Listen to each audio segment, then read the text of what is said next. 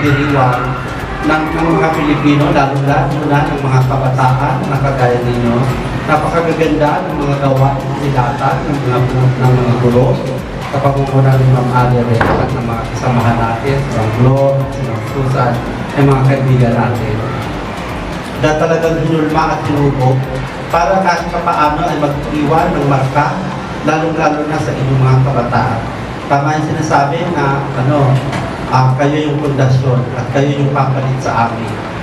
Kaya naman, bilang sa pagpapataguyod ng pundasyon sa pagpapalawi, ay nagiging huwaran ang ating mga guro sa inyo sapagkat sila ang magiging daluyan ng inyong pagkakatuto. At mahalaga yon na matahin natin ang tinatawag nating values, wisdom, and virtue. May liwanag, may bukas pa. Ikaw, at ikaw, ang pundasyon ng bagong mukha nitong ating matatag na bansa. Ang bawat kabataan ay may dalang liwanag na sa bawat isla ay isang mundong magbabago. Kaya huwag kayong matakot. Huwag kayong matakot mangarap. Tandaan sa bawat kwento, bawat pangarap, nasa inyong mga kamay ang susi ng pagbabago. Kabataan, ano na nga ba ang plano mo? Ano na nga ba ang mga pangarap mo? Saan na nga ba ang inyong patungo? Ikaw ba ang kabataan na pundasyon ng pagbabago? O ikaw ang kabataan na nakikipaglaban pero hindi naman alam ang ipinaglalaban? Mag-ML, magpuyat sa K-drama, mag-Facebook, mag-TikTok, mag-cutting sa klase, at kung ano-ano pa. Sa sobrang dami, hindi ko na maisa-isa. Sandali. May batang nagpupuyat. Nag-aaral upang maging handa pagdating sa paaralan. Bataan, bumuo ka ng pag-asa.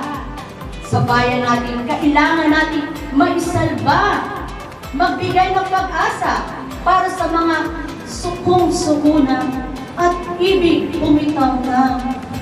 Sa darating na panahon, iguguhit nyo sa aklat ng kasaysayan ng bagong mukha ng Pilipinas. Kaya, ang payo ni Mang Colada, maging rason kayo ng pagbabago upang may sakatuparan natin ang pagsulong at pagpunlad nitong ating bagong Pilipinas. Pagbabago ng bansa, inuuhaw ng taong masa. Sino-sino nga ba ang ating mga inaasahang pag-asa? Mga maling bagay na inugali, mga taong nasaktan at nasawi dahil sa ating mga pagkakamali. Paano nga ba tayo makakabawi?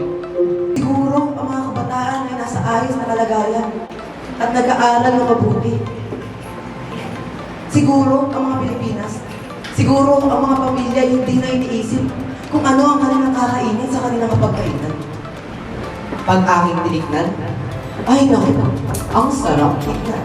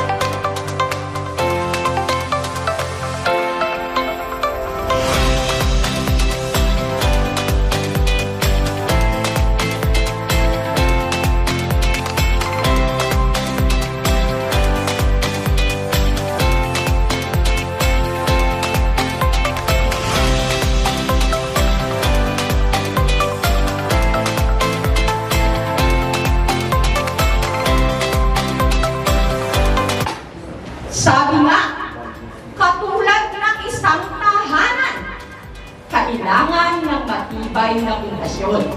At ang bawat pundasyon kailangan ng alalay upang ito ay mapagtibay. Kaya ang aming henerasyon ang inyong magiging sandalan upang kayo'y maging matibay na pundasyon ng bagong Pilipinas na ating hinahanap. Maraming salamat sa inyo.